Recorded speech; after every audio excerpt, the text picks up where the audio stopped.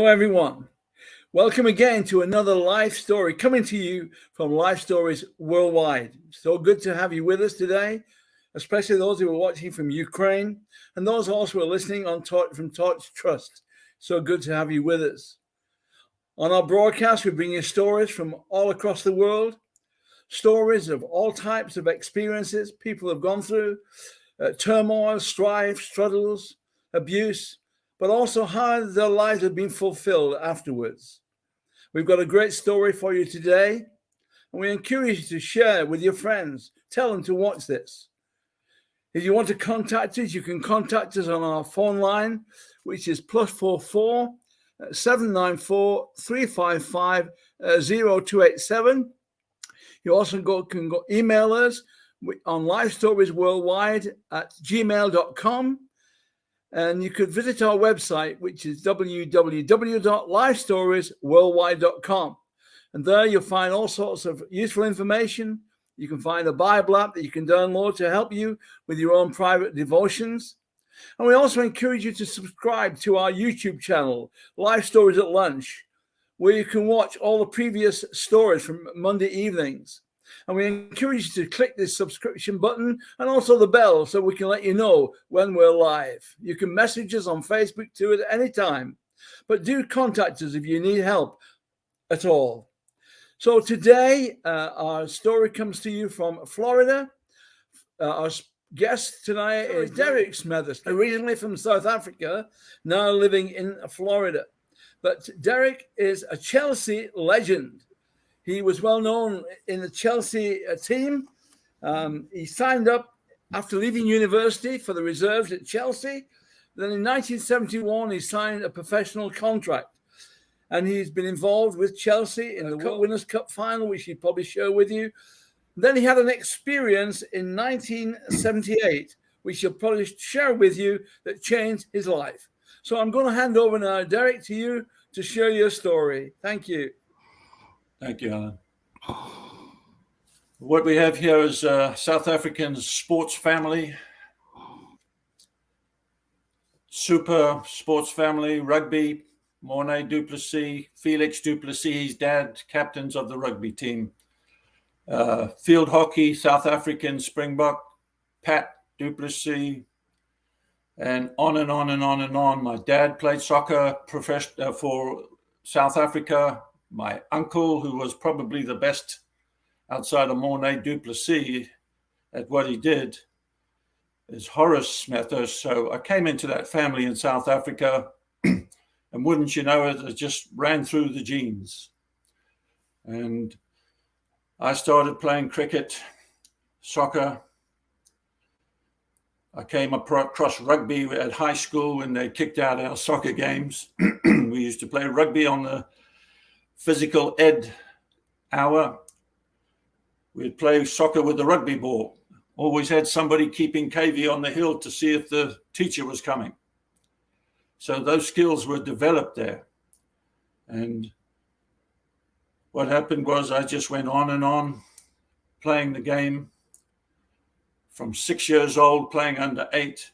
And one sports writer that was there named Reg Wright, who wrote about all these superstar athletes, saw me strike a ball at under 8. I think I was 6.5 or 7. And he wrote an article, said, I've seen that strike before. Well, it was my dad's strike. Nice, short, compact forward stroke. And that's when it started. So I just grew up doing that. And wouldn't you know it, at 17, I'm in the army. I didn't have a choice. At 18, I started in a professional game, and I was still an amateur. I scored my first goal in 10 seconds. I thought, well, hang on a minute. Let me count how much this is going to be for me. I was doing the seconds and the dollars and all that kind of stuff. At the end of the game, a right footer, left footer, and a header. We won the game 7-1. Our team hadn't scored a goal in 5 games. 3 teenagers took care of all the goals. And that was my introduction to becoming a pro, but not with the team that gave me this chance as an amateur. They sent me back to the under-19s after 3 games and 6 goals. And that was totally confusing, but I was a kid and I loved to play. So the next thing, I get a knock on the door from a team called Durban City, one of the top teams in the country. The man was a boxing manager. He organized boxing venues and all sorts of things. So he knew how to deal with Derek. He came in, took this huge shopping bag, poured all the money on the table and said, "How would you like to play for City?" I said, "Where do I sign?"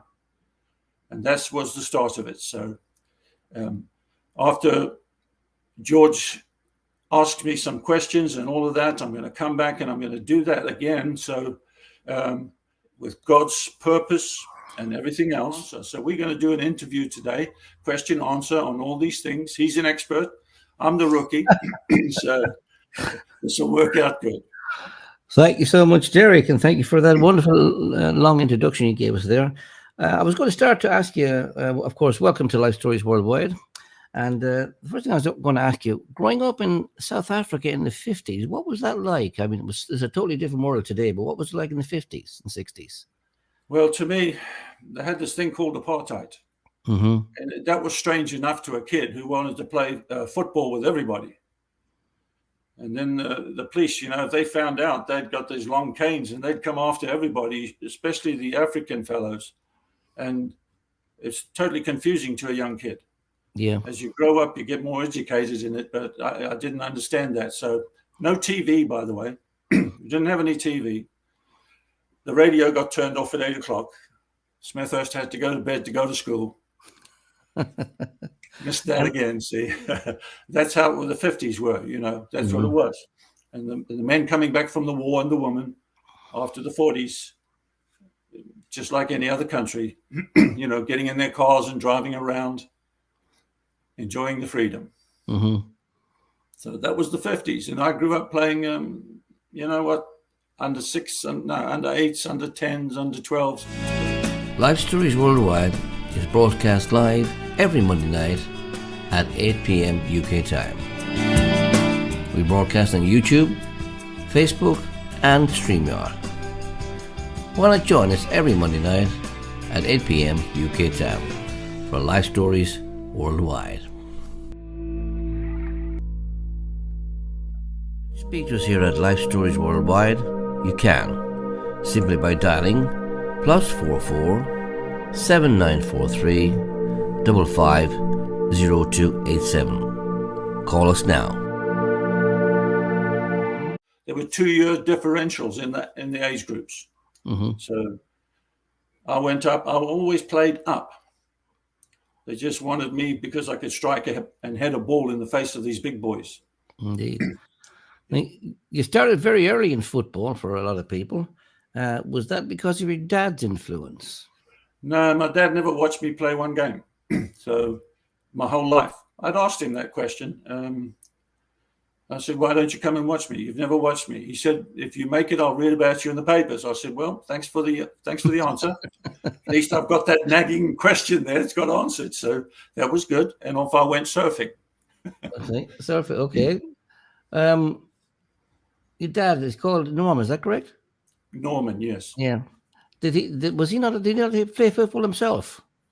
Yeah, he played it. He was an amateur. South African football in those days were amateurs, and but they were known all over the country. So yeah, he played. He could hit a ball like a bullet, And that's why he was in the team. I believe he had a very strong left peg. That's exactly right. I think David's been sending you notes, so this is good. It was very, very good. David, my cousin, of course. His dad was a welterweight boxer. Mm-hmm. And he made me go in and train with him, by the way. Yes, he had a left foot. Excellent one, actually. Tell us about the time he cracked crossbar. Well, I'm watching. I'm a little kid here, and I'm watching, and he smacks this ball from about 25 yards out. And these are old wooden things, George. Mm-hmm. These are not weak aluminum or whatever. These are old wooden things bolted together. The next thing you know, I heard the crack of the strike. Mm-hmm. And then there was a second crack, and I'm looking up, eating my popcorn or whatever it was, and bam, there goes the goal. Just crumbled in. Yeah, I still remember that, yes. And how was your relationship with your dad growing up? He took me twice out you know, like dads would take their sons out to go this and that. So he took me fishing, beach fishing off the South Beach in Durban, Addington Beach. And the only thing I caught, George, was a horrible cold. I mean, it's the only thing I ever caught fishing, and it stays with me forever, by the way. So, and then he took me, because he was forced to by my mother. She had a few words to say to him about taking me to the Union Club, which was where the men gathered in those days. And they'd play billiards, snooker, whatever, and do what they do with this golden water stuff, you know. And so I had my own cue, and off I went. Little did they know, I'm 16, maybe 15, I don't know. And I hustled in pool halls at that age. Right. They let me do it because they thought I couldn't play. The next thing they knew, dismiss him, dismiss him, dismiss him. I was very good at it. Actually, I was excellent.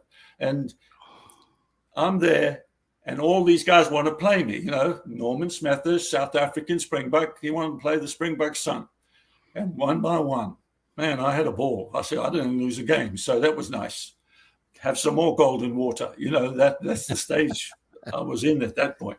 I enjoyed the heck out of it. It was good. Did you win a lot of money playing the pool then? Yes, I did as a youth, yeah. You know, a friend of mine as well by the name of Dudley Wyatt. We both did it. And, of course, we could defend each other while we're running away. We're always taking the money with us. So, anyway. Did you ever consider pool or snooker as a profession? It crossed my mind, but my passion was playing football. So, you know, and then surfing. Surfing came in. So I enjoyed that. It controlled my footwork, quick turns. And it worked out well for me, surfing. On the football field, that is, you know, the quick turns and all that kind of stuff. And how old were you then when you signed for Durban? Say that again? How old were you when you signed for Durban? Well, Durban City, I went from the team called Addington as an amateur, signed for Durban City at 18, just turned 18, yeah. Excellent. Was that a good time for you? That was excellent because it took me a few months to get into the team, and then some injuries always takes care of things like that. And I just started scoring goals. So it gets tough for them to throw you out kind of deal. So I just kept playing and won four championships, actually. I got one as an amateur, the Currie Cup, which they still have in rugby, I believe. Soccer, they don't. It's like England playing Wales and, you know, that kind of thing. All the provincial games. So I scored a hat-trick in the final in that one, and then went off and started playing for City, and I just started scoring goals as a right winger. So the winger was injured, and that's where I started. You have a pretty good ratio of 14 goals and 37 appearances. Not bad. Yeah, they missed out 10, actually, George. Did they? I went back before I started with Millwall Football Club to get fit, and I played 10 games and got 10 goals. So what happened was records in those days were really hard to come by, you know. So I was on loan for those 2.5 months by Benny Fenton, the manager, and really just wanted to get fit, stay fit actually, and come back into the Millwall season after I'd left Chelsea. So I got 10 goals. So that's not in that count.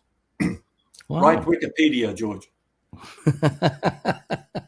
And tell us about your brother Peter. Did he play professionally as well? Yeah, he was a really good. He's a left footer, really good. I used to watch him too, playing in the new South African Professional League. He was in it, and then Blackpool took him, and he went to Blackpool, and then he played in Canada and came to America and played for a New York team. So he could play, yeah. But he was the type of guy who turned up to training with his golf clubs, you know, and he wouldn't hide them. That doesn't impress any coaches, managers. So that was Peter. So, and he just passed away about a few weeks ago. So he got saved right before he died. So did my dad. Oh, great. They both got saved. Welcome to David Smethurst and somebody else, with Peter's son, who has a ministry as well, Overland Ministries to Africa. It's very easy to subscribe to our YouTube channel, Lifestories at Lunch, to receive notifications of when we are live. simply click the bell.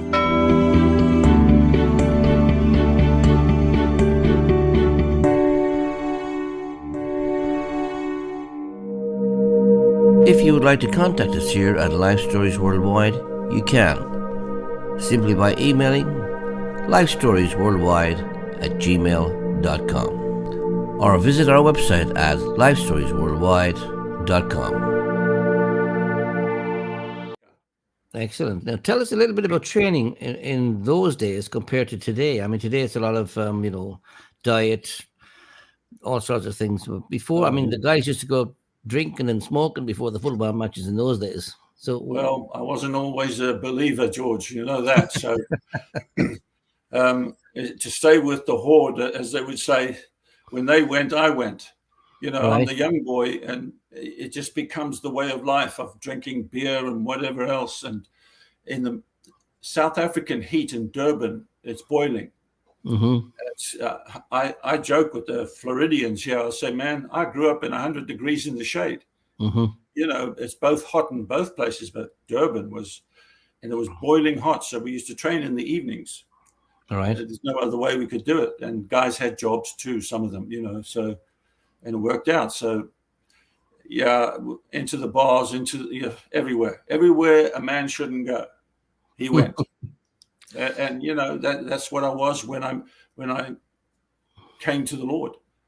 It's exactly where I was. I was still doing it with my girlfriend and I. Who's now my wife, so that's good. Excellent. Now, but the thing about football, of course, it has changed over. Have you had to learn new skills in football to do the training that you do now?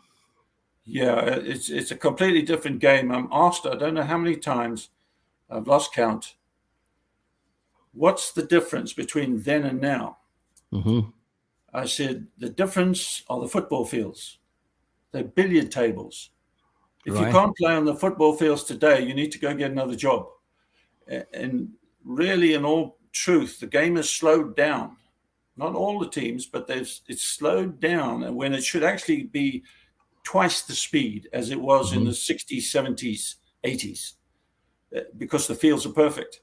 Yeah. Anybody that hits a bad pass there, needs their head examined, especially not under pressure, when they're not under pressure. Yeah. So the fields changed the game, but only a handful of teams have accommodated that, and you find them on the championship table things, or winning the cups and all that. Yes, it's a massive difference.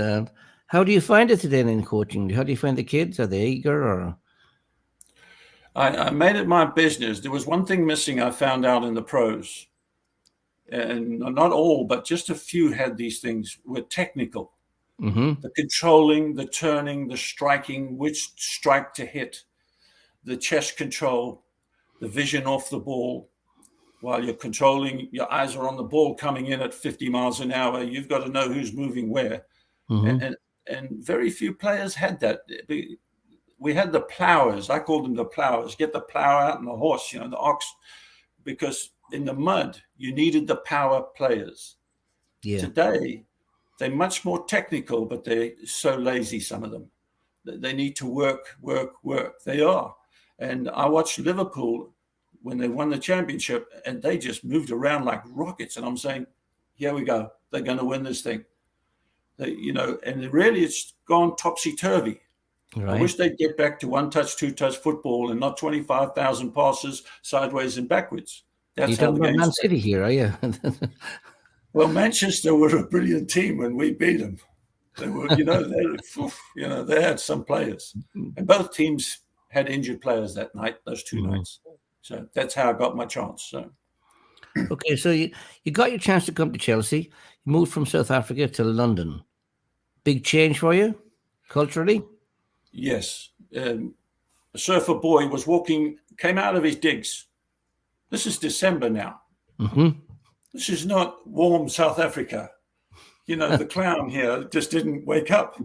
And I got my flops on. I walked out the building. And I went about 100 yards down the road, and I went, oh, bad decision. I got back, got my socks and my shoes and everything else on. And that was my introduction to that. And it was shock and awe, actually. Surfer boy, son, riding, playing sports, making a lot of money playing soccer in South Africa at that time. And so it all changed, the weather and everything else. The weather finally got to me, though. It's just like, oh, let me go back for a vacation, you know. So yes, it was shock and awe. It's like West End to East End. Now, of course, you came to London, you started with Chelsea, but you didn't get your place straight away at Chelsea. Did that frustrate you? No, because the law of the land said I can't become a pro for 2 years. I had to be a resident. I had to be a resident in England. And unbeknownst to me, there were clubs that were watching me because I was hitting goals into the back of the net regularly.